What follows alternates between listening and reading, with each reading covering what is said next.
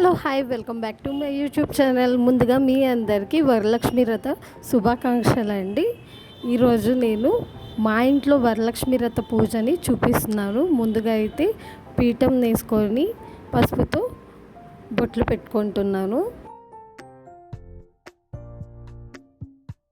ఈసారి పూజ ప్రిపరేషన్స్ అందరిలాగానే ముందు రోజే స్టార్ట్ చేశానండి. మామిడి తోరణాల నుంచి అలాగే ఇంటికి కావాల్సిన డెకరేషన్కి పువ్వులు పళ్ళు అన్నీ కూడా నేను కొని తెచ్చుకున్నాను.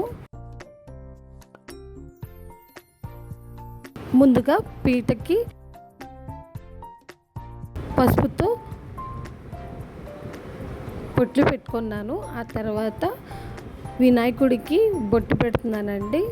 ముందుగా మనం ఏ పూజకైనా వినాయకుడికి కూర్చోపెడతాం కదా, అలాగే నేను ఈ వ్రతంలో కూడా నేను ముందుగా వినాయకుడికి కూర్చోపెడుతున్నాను. ఇక్కడ స్వామివారికి అయితే పసుపు బొట్టు పెట్టేశాను. ఇప్పుడు లక్ష్మీదేవికి కూడా పసుపు కుంకుమతో అలంకరించుకుంటున్నాను.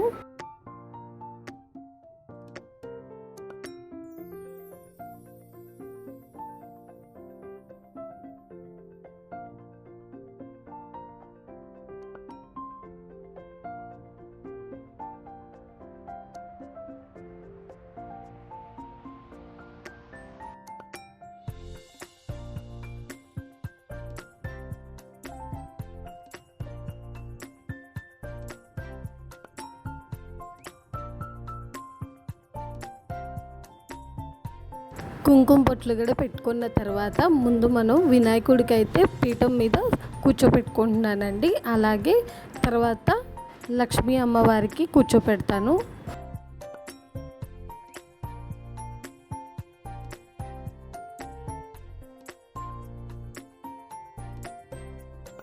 ఈసారి పూజ డెకరేషన్ కూడా నేను గ్రాండ్గా ఊహించుకున్నానండి. అలాగే చేద్దామని కూడా అనుకున్నాను. కాకపోతే నాకు ఫ్లవర్స్ కొన్ని దొరకలేదు. నేను అనుకున్నది టైం కూడా సరిపోలేదు డెకరేట్ చేయడానికి. బెటర్ ఇంకోసారి నా పూజ అప్పుడు అయితే నేను అనుకుంటున్నాను ఈసారైనా గ్రాండ్గా చేద్దామని చెప్పేసి. టైం లేనందువల్ల నేను డెకరేషన్ అనేది అంత గ్రాండ్గా చేయలేకపోయాను. అండ్ ఉన్న టైంలోనే సింపుల్గా అయితే నేను అమ్మవారి పూజ అయితే చాలా చాలా చాలా బాగా చేసుకున్నాను. ఇక్కడ వచ్చేసి అమ్మవారికి కూర్చోపెట్టిన తర్వాత పూలతో అలంకరణ అయితే చేస్తున్నానండి.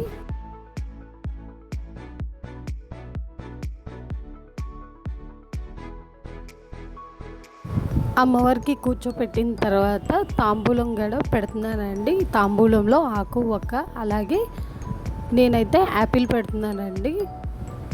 తాంబూలం పెట్టుకున్నాను. ఇప్పుడు తాంబూలంతో పాటు పూజకు కావాల్సిన ఏర్పాట్లు కూడా చేసుకుందాము. కమలం పువ్వు అయితే తెచ్చుకున్నానండి. అమ్మవారికి ఇష్టం కదా, అమ్మవారి కోసము అయితే కమలం పువ్వు కూడా తీసుకొచ్చాను.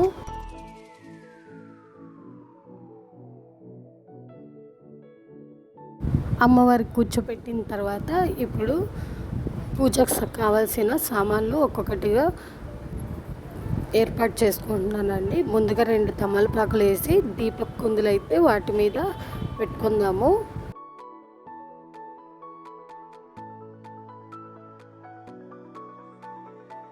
దీపంలో ఒత్తులు వేసి నూనెలో అయితే మనం ఒత్తుల్ని ముందుగానే నానబెట్టుకోవాలండి.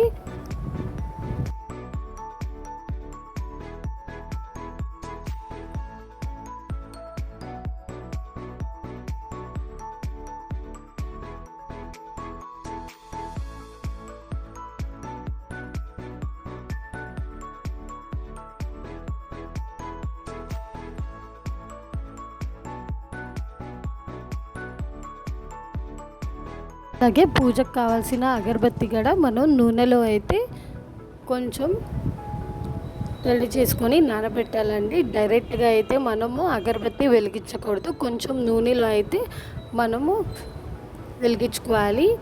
అమ్మవారికి అయితే పరవన్నం నైవేద్యంగా పెట్టానండి. అలాగే అమ్మవారికి చీర గాజులతో పాటు తాంబూలం కూడా విడిగా మళ్ళీ చీర జాకెట్తో పెడుతున్నాను.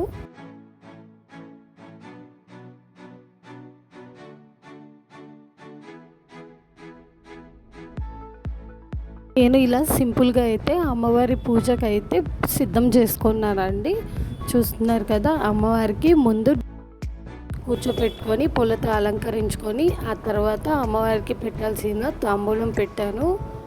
అలాగే ప్రసాదం కింద అయితే పరవాన్నం ముందుగా పెట్టానండి. పూజ అయిపోయిన తర్వాత అయితే గారెలు పూర్ణాలు అయితే ఎక్కిస్తాను. ముందుగా అయితే పూజకి ఇలా సిద్ధం చేసుకున్నాను నేను.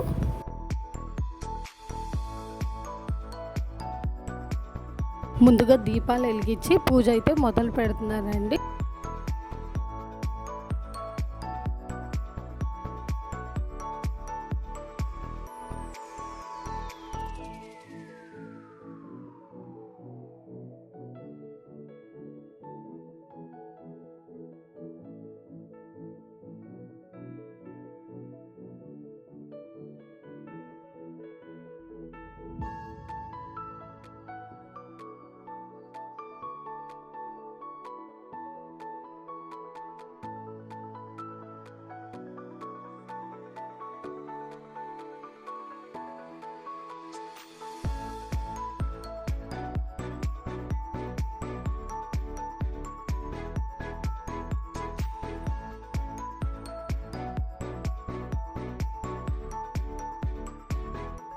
ఇప్పుడు లక్ష్మీ పూజ అనేది మొదలు పెడుతున్నానండి. ముందుగా అమ్మవారి అష్టోత్తర నామాలన్నీ చదువుకుంటున్నాను.